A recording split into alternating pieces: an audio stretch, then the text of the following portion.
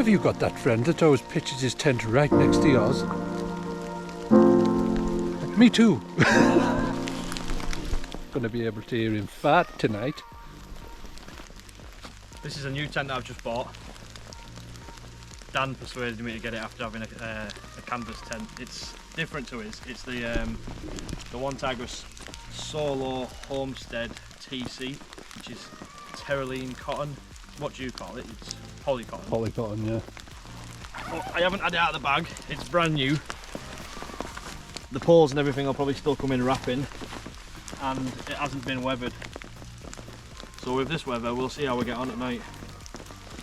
And then this here is one modification that I've already made to it, which I'll show you in a bit. So it comes wrapped up. You've got your poles, your pegs and your guy lines. Now this tent is quite heavy. I think it comes in at 9.7 kilograms with everything, and you'll probably find out why in a minute, because there is 4 sets of them poles which go on each corner of the tent. You've got 2 sets of poles here, and I'm not sure which is which yet, but we'll find out in a minute. And you've got 2 sets of poles here as well, and I believe, looking at these, they have a shorter length in, and these ones are the ones that go inside the tent to prop it up to its full height. These ones are for your canopy or your awning, whatever you want to call it. Not sure what else is in the bottom of here. Ah, it is the caps for the tent poles, the internal tent poles. They come through the top of the tent, so it's just a weather barrier really. It's to prevent the rain from dripping down them into the tent. So I'll leave them there because they go on last. In here, if I undo that, pretty much the same as Dan's tent. You've got all your guy lines, which are pretty heavy duty. I think that's like 5 or 6 mil with some aluminium brackets on them, and then an absolute stack, I think 9-inch pegs with glow tops on them as well, but they're solid. Dan's used them on his tent a couple of times now, and in order to bend them you'd have to put some serious force through it. So I'll plonk them there. So these poles are just over 1 metre long, I think, and they are, by all accounts, pretty easy to put in, even though they go through like a fabric tunnel on each corner. And as you can see, the water's already beading on the actual tent, so hopefully it won't need that much weathering.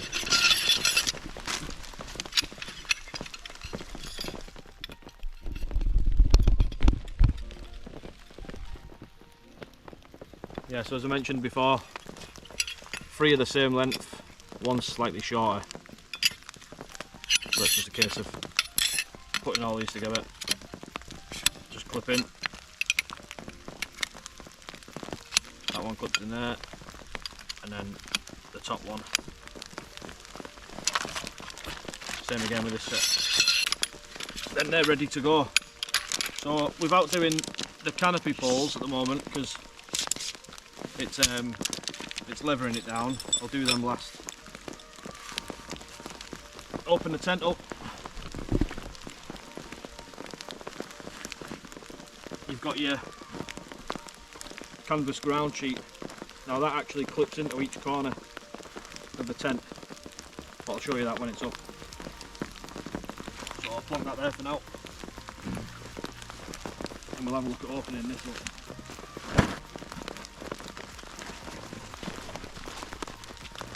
As you can see, it is quite large.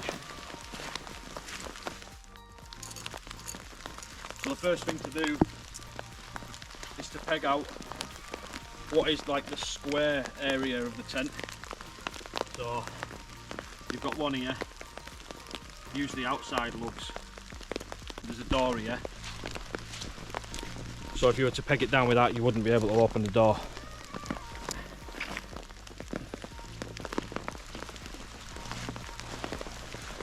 Again, the outside lug. Just pull it nice and tight, put it in the ground, and then bolt this back.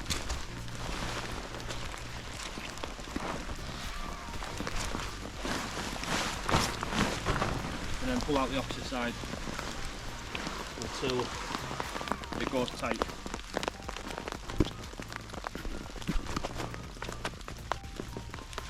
Oh, it's a stone.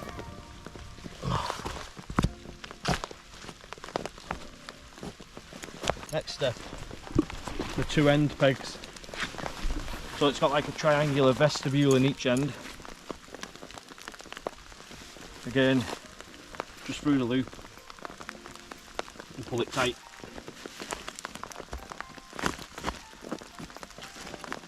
Finding all the stones.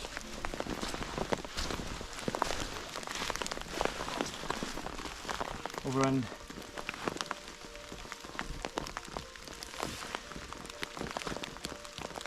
Tight. Once all your pegs are in, or the 6 pegs are in, you can open the door, and then inside you'll see the fly net as well.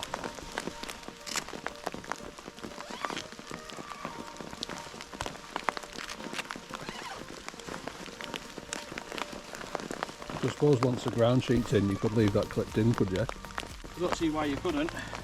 It'd probably give you a better sort of gauge for the size of the base when you're pegging it out. Yeah.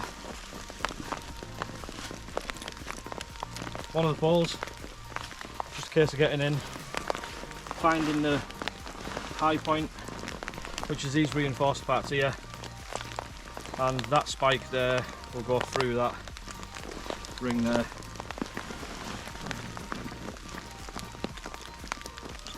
Just like that.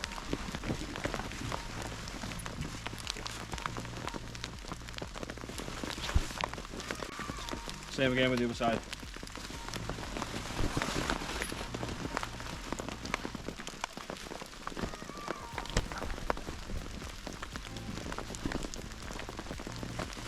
Couldn't find the hole then.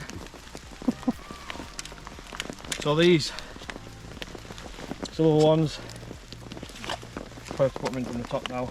I would have normally done this lying down.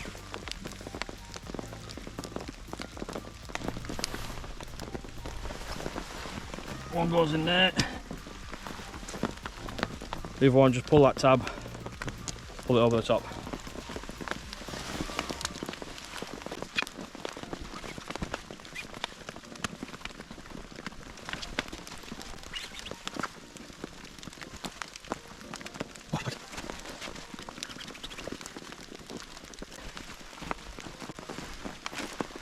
So your next job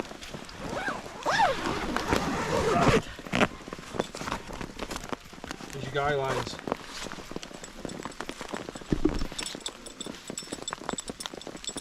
I'll just pull these apart. I believe these are 10 foot long maximum length.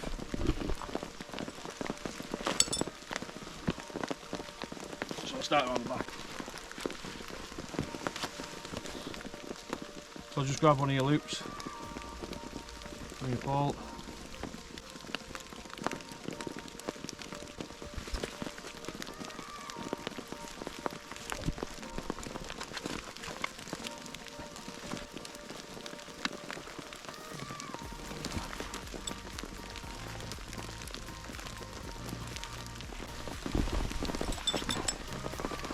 Now these guy ropes,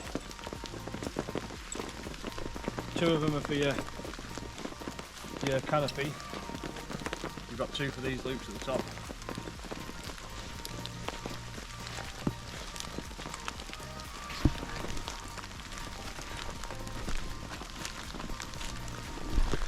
Have you got that friend that always pitches his tent right next to yours?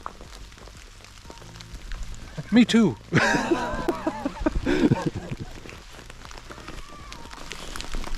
Gonna be able to hear him fart tonight.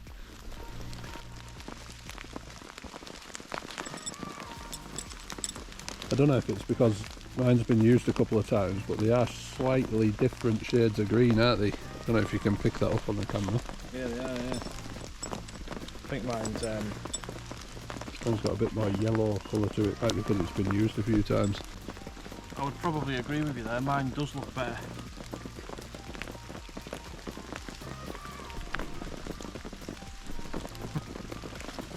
Do you want to just grab those two ball caps? Ball caps. Where are they? Oh, there they are. Ball caps, he reckons. I reckon he might have put them in his bag for something else.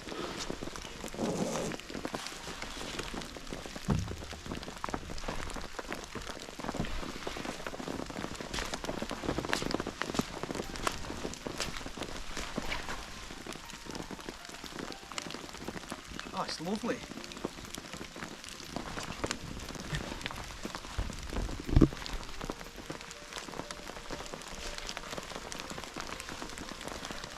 Oh, the inside of my bags. Are you going to put the canopy up? Yeah.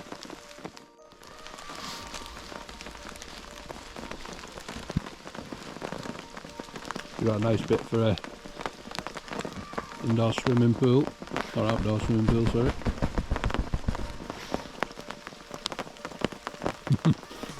That could be interesting.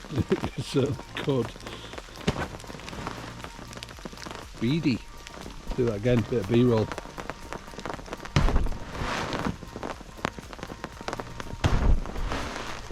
It's getting soaked. Come on in, sports fans.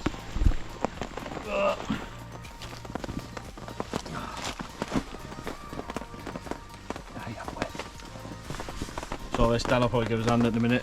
Obviously, don't do that now. This just rolls up right out of the way.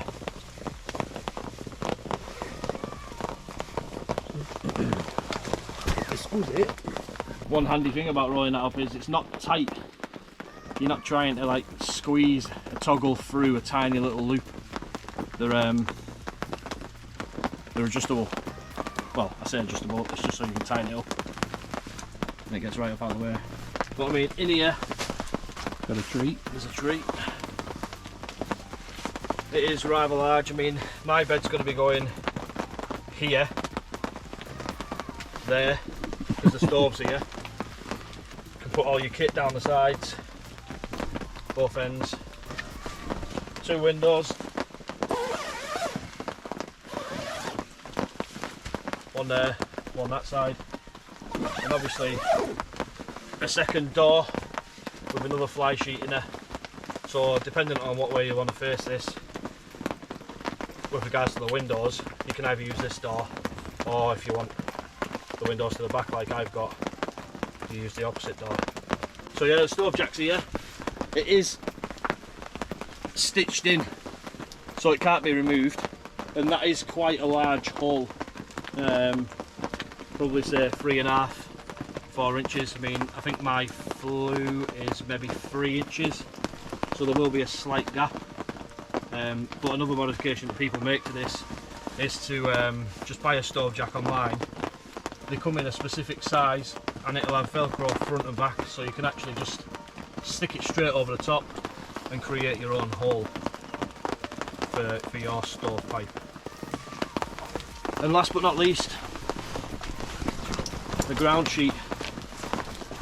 Now this ground sheet practically covers the whole of this area here, which is just soggy ground. Now this does only go one way, and where you've got the straps here that are stitched on this side, that's the top side. It is a slight rectangular shape, so one side is longer than the other. And I'll show you in this corner because it's probably easier. Just grab your toggle. Right in this corner here, you've got the other half to it. It's just a case of clipping it in, and jobs are good. And when you've got all 4 of them clipped in, you can then pull it tight do this back one.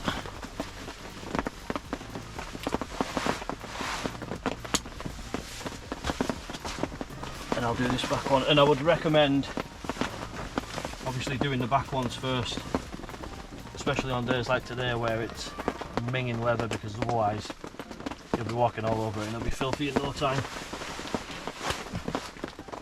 But I guess that's an added bonus to it being removable. It can be taken out and washed.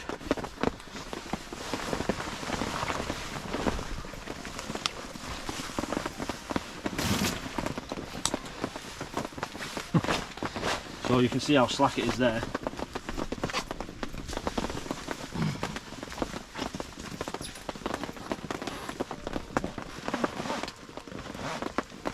You can tighten these practically all the way up.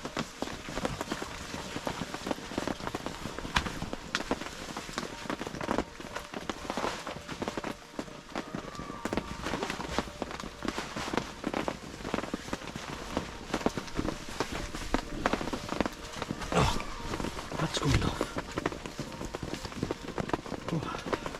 Oh. And foot safe.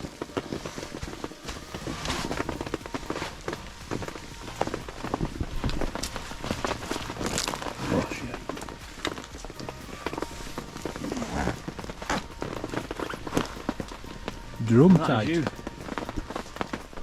Easy as that. Obviously it'd be a much nicer tent to put up if it was dry outside, but it's not hard.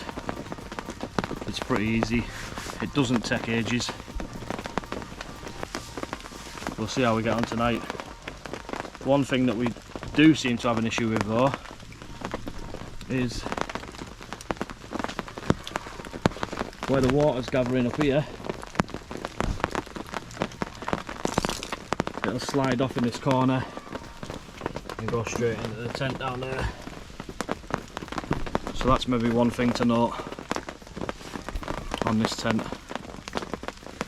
Whether you could actually close the zip a little bit, I don't know, or maybe even just lower your canopy.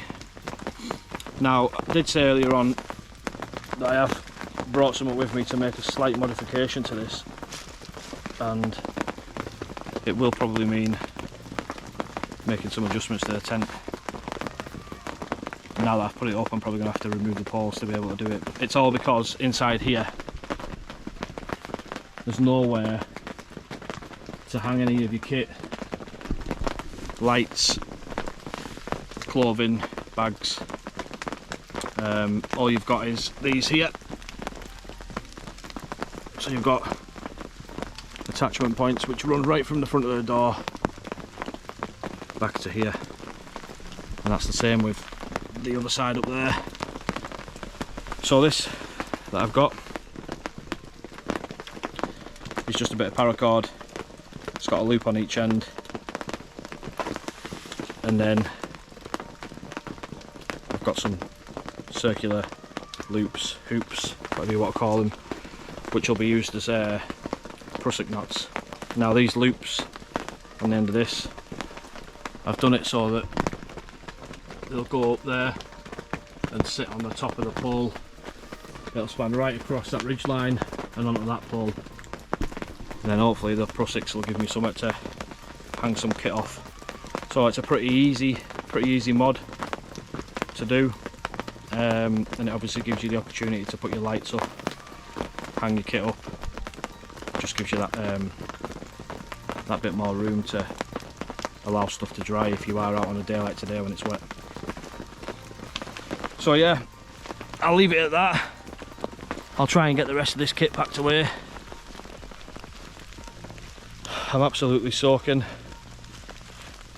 and it actually looks like the tent's getting a bit of a battering now as well,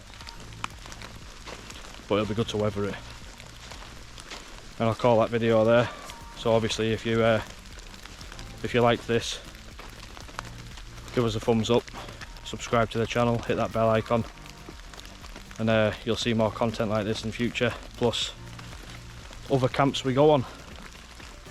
Not just hot tenting, we got canoeing, mountains, ultra lightweight tenting, we do all sorts really. But yeah, thanks, and I'll see you on the next one.